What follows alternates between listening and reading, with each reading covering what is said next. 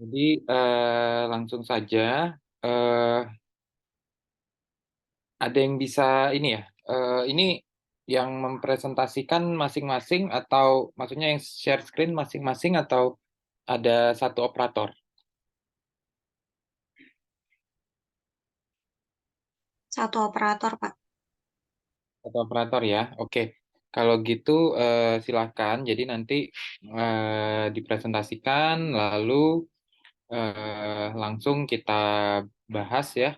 Dari kalian ada pertanyaan atau ada sanggahan gitu ya, saran, masukan, nah itu nanti silakan gitu ya. Nanti kalau nggak ada, langsung lanjut, kira-kira begitu. Oke, silakan dimulai.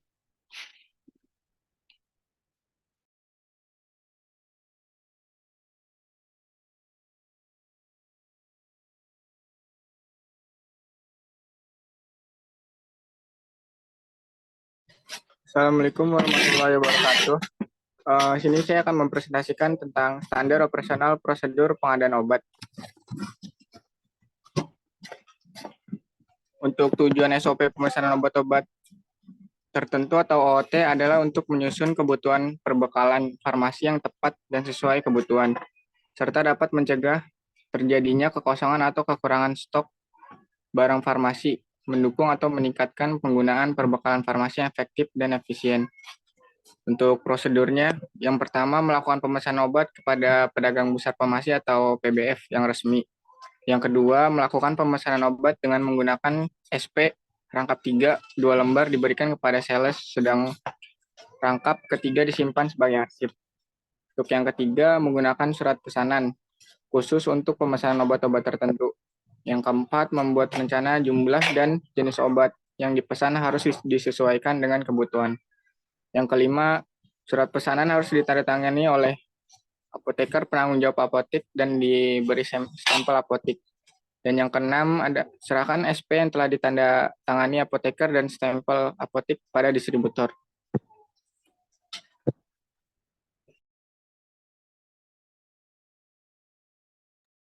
Oke, langsung saja. Kira-kira temannya ada yang mau komen?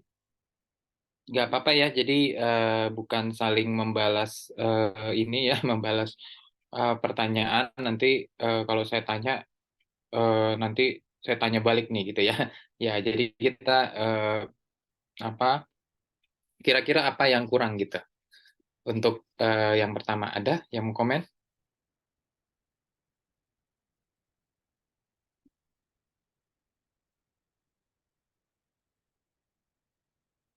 Sambil belajar ini juga ya, kita belajar diskusi. Jadi silahkan ya paling nggak ada gitu komen-komen ya. Nggak ada? Oke.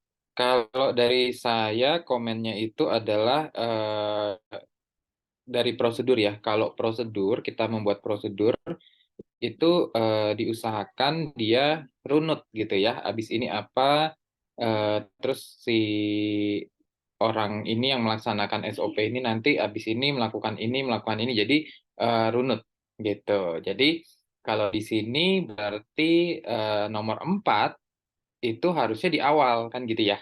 Jadi buat dulu rencananya gitu kan ya, rencana jenis obat yang dipesan harus disesuaikan dengan kebutuhan, kira-kira begitu, baru melakukan pemesanan dan seterusnya, kira-kira begitu. Terus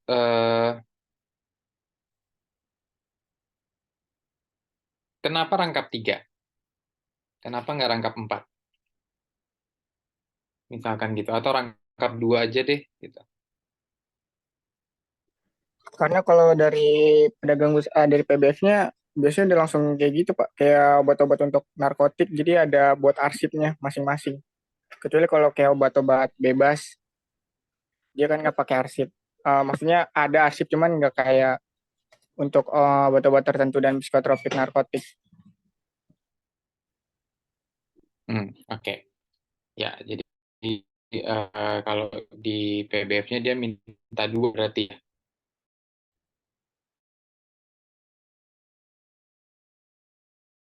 dan obat. Oke, ada kita lanjut. Selanjutnya, silakan. Baik, selanjutnya itu standar operasional prosedur pelayanan non-resep.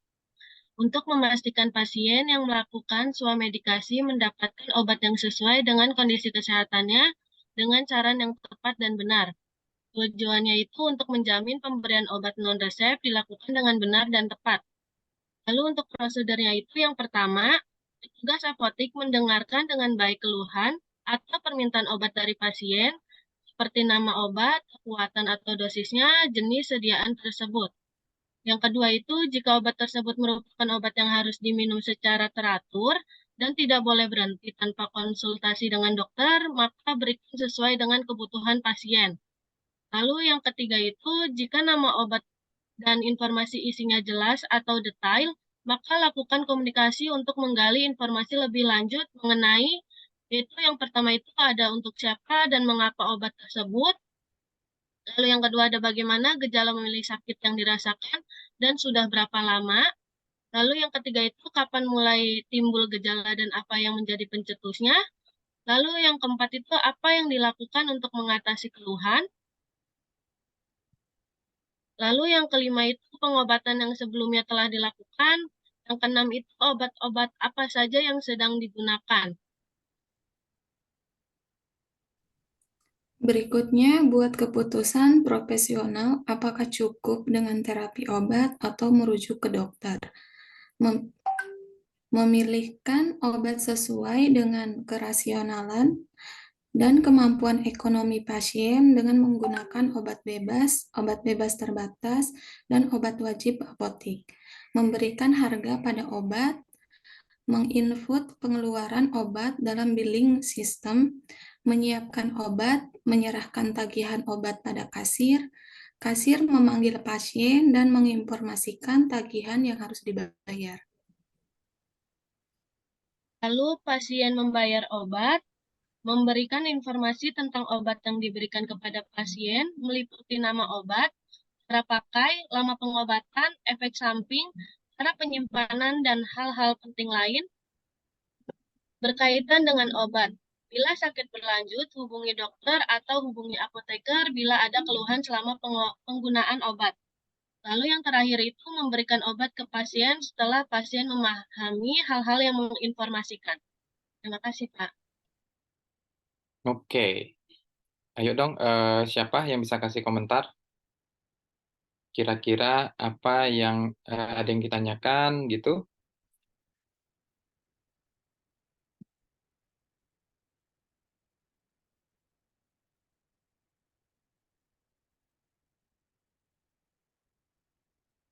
Ayo, saya tunjuk nih. Habis nggak ada ini nih pergerakan. Oke, cowok dulu deh. Siapa ya? Muhammad Romli. Muhammad Romli. Ya, Pak.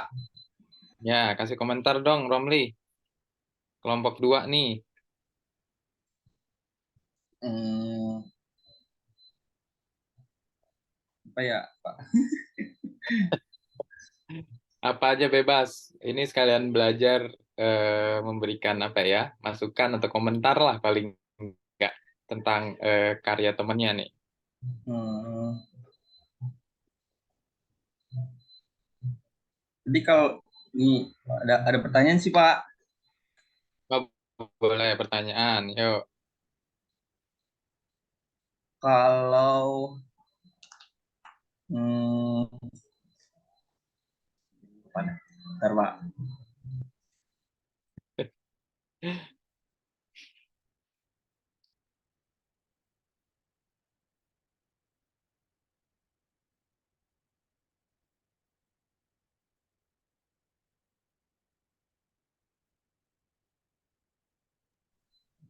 Ini misal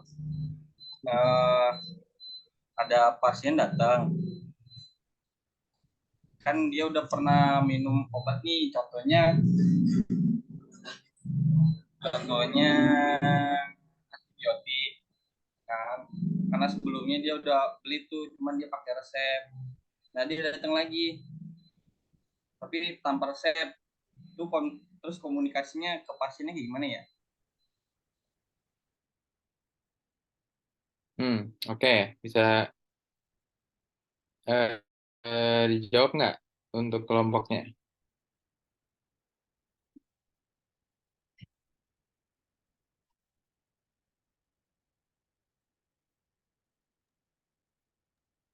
Mau coba jawab?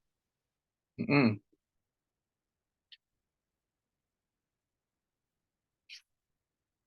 Nggak apa-apa, jawabnya bebas aja. Jadi ada diskusi nih, nggak apa-apa. Sekeluarnya aja gitu. Silahkan.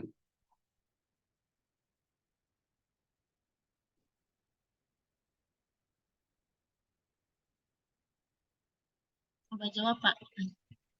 Ya, Tapi coba kalau aja. salah tolong benerin. Kan tadi awalnya udah datang menggunakan resep. Lalu yang kedua itu dia datang lagi tapi tanpa resep ya Pak ya. Nah, Mm-mm. biasanya kita lihat dulu obatnya seperti apa. Semisal kayak obatnya obat bebas terbatas atau OTC itu dia bisa gunakan tanpa resep. Jadi kita bisa ngasih. Tapi semisal emang obat itu seperti narkotik atau yang emang harus menggunakan resep, itu mungkin harus dibawa lagi resepnya. Gitu, Pak. Kalau obat keras, Kalau obat keras, itu biasanya juga bisa menggunakan resep sih, Pak. oke. Ya, ya udah bener ya. Tapi ya mungkin saya kasih pandangan sedikit berbeda aja. Artinya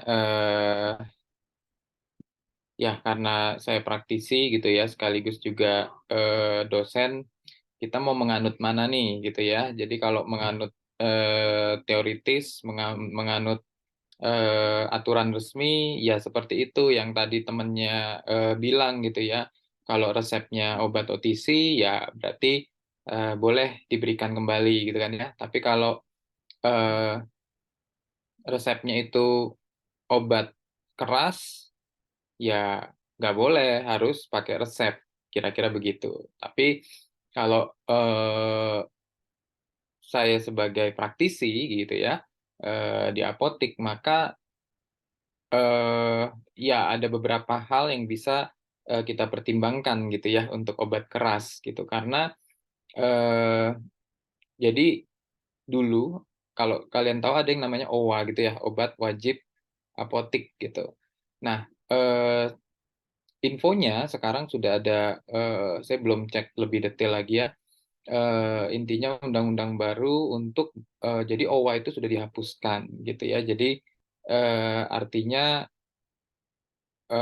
obat keras ya harus pakai resep kira-kira gitu. Nah, tapi untuk di lapangannya tentu saja sebenarnya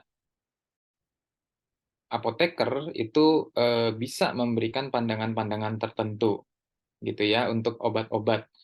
Makanya sebelumnya itu ada obat wajib apotik itu, obat keras di mana apoteker bisa memberikan pertimbangan-pertimbangan secara profesional tanpa resep dokter, kira-kira begitu. Nah, sekarang dihapuskan sehingga sebenarnya ruang lingkupnya makin diperkecil, kira-kira begitu. Nah, sehingga kalau saya sih masih menganut obat OWA itu, obat wajib apotik itu, sehingga untuk obat keras-keras tertentu yang bisa kita pertimbangkan berikan ke pasien itu harapannya kita masih bisa lah berikan gitu di lapangan gitu ya sebagai praktisi. Kira-kira seperti itu sih, Romli. Nanti tinggal disesuaikan saja dengan apotekernya kira-kira kalau di lapangannya. Begitu. Oke, baik Pak. Terima kasih. Oke, ya bagus ya Romli pertanyaannya. Kalau dari ini ya, dari kontennya itu saya mau komen sedikit. Pelayanan non resep itu memang swamedikasi masuk di pelayanan non resep itu gitu. Tapi sebaiknya itu dipisah tuh. non resep dengan swamedikasi gitu. Karena kalau ini swamedikasi betul gitu ya, prosedurnya begini gitu ya. Tapi kalau ada orang beli non resep tapi hanya beli Neosep 1, masa iya kita tanyain untuk siapa, mengapa obat itu, bagaimana gejala, kan agak agak kepanjangan ya, padahal dia mau beli Paramex 1 gitu ya, atau Panadol 1 gitu. Nah, jadi biasanya judul di SOP-nya kalau swamedikasi, sekian swamedikasi, memang seperti itu. Gitu. Nah, untuk pelayanan obat OTC, nah nanti bisa berbeda lagi tuh, kira-kira begitu. Nah, terus mungkin yang di atas nih memastikan pasien. Nah, ini rasanya masih masuk di tujuan gitu ya, tujuan apa SOP ini seperti itu. Gitu. Oke, lanjut yang ketiga sekarang.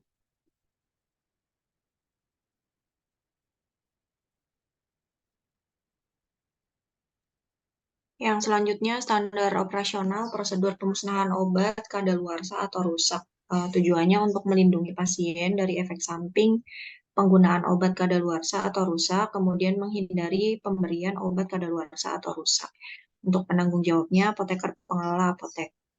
Kemudian prosedurnya melakukan inventaris obat kadaluarsa atau rusak yang akan dimusnahkan, kemudian menyiapkan administrasi berupa laporan dan berita acara pemusnahan obat kadaluarsa atau rusak, kemudian menetapkan jadwal, cara atau metode dan tempat pemusnahan, kemudian melakukan pemusnahan disesuaikan dengan bahan dan jenis sediaan, selanjutnya membuat laporan pemusnahan obat kadaluarsa atau rusak yang sekurang-kurangnya memuat yang pertama waktu dan tempat pelaksanaan pemusnahan obat kadaluarsa atau rusak, kemudian nama dan jumlah obat yang kadaluarsa atau rusak, kemudian nama apoteker pelaksana pemusnahan obat kadaluarsa atau rusak, kemudian nama saksi dalam pelaksanaan pemusnahan obat kadaluarsa atau rusak.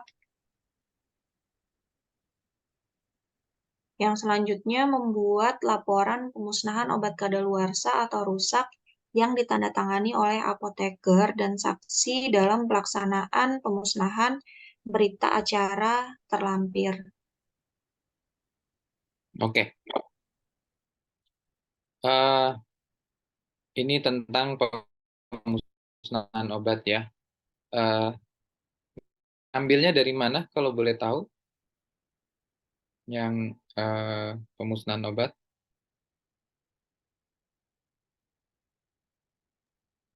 Dari Dan apotek tempat kerja teman, Pak. Oh, oke. Dari apotek. Ya, nggak masalah ya. Jadi kalau obat kadaluarsa atau rusak yang mau dimusnahkan itu ada di standar pelayanan farmasi di apotek gitu ya.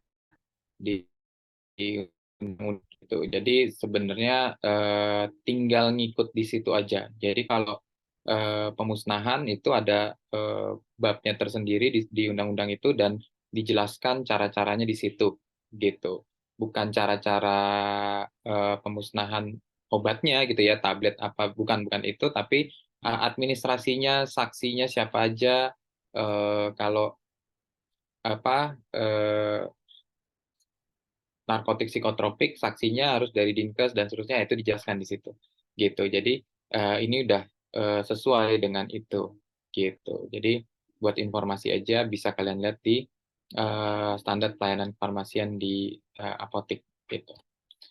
Oke, lanjut aja kalau begitu yang keempat sekarang.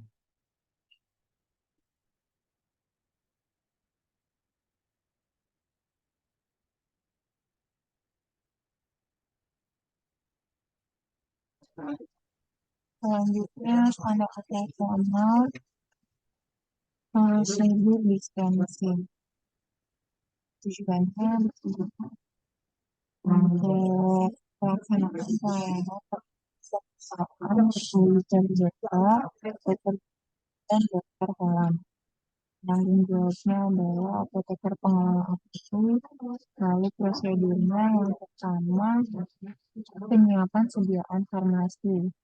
Itu yang terdiri dari menyiapkan sediaan farmasi dan alat kesehatan sesuai dengan permintaan pada resep. Lalu ada menghitung kebutuhan jumlah obat sesuai dengan resep. Ketiga, mengambil obat yang dibutuhkan pada rak panen dengan memperhatikan nama obat, tanggal kadaluarsa, dan keadaan fisik obat.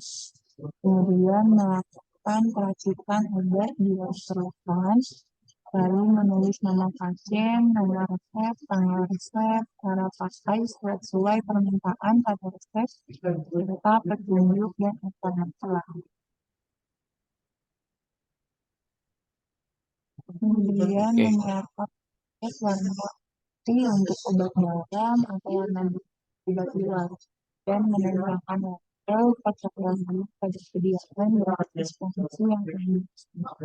Kemudian memasukkan obat ke dalam wadah yang tepat dan terpisah untuk obat yang berbeda untuk menjaga obat dan menghilangkan. Dan yang terakhir, menulis nama pasien, nomor resep, tanggal resep, cara pakai, serta expiry obat pada etiket sesuai permintaan pada resep, serta petunjuk dan informasi lain. Yang kedua, penyerahan sediaan farmasi. Ya. Lanjut dulu atau gimana? Ya, terusin dulu.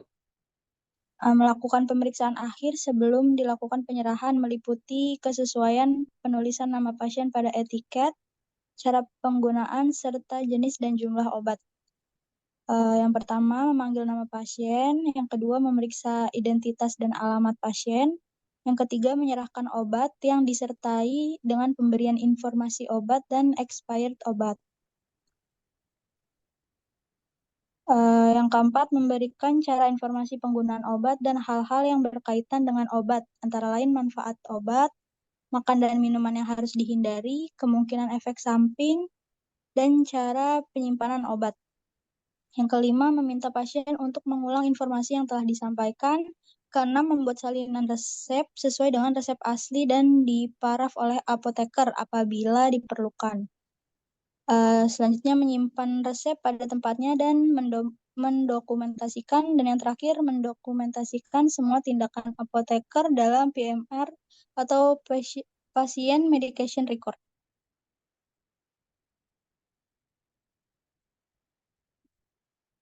Oke.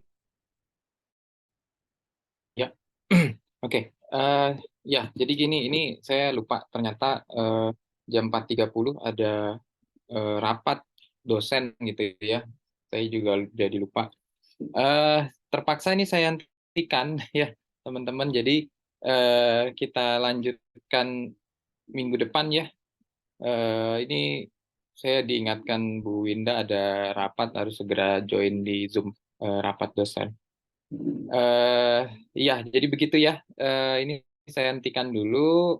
Kita lanjut di minggu depan aja. Oke, untuk absensi hari ini ada yang nggak masuk kah? Atau masuk semua? Masuk semua, Bapak. Masuk semua ya. Oke, kalau gitu nanti saya absensi. Oke, kita selesai dulu. Nanti minggu depan ya dilanjutkan lagi, diingetin sampai yang ke berapa tadi? 4 ya? 4 ya. Oke. Kalau begitu saya akhiri dulu ya. Terima kasih semuanya. Selamat sore. Sore, Pak. Terima kasih, Pak. Ya.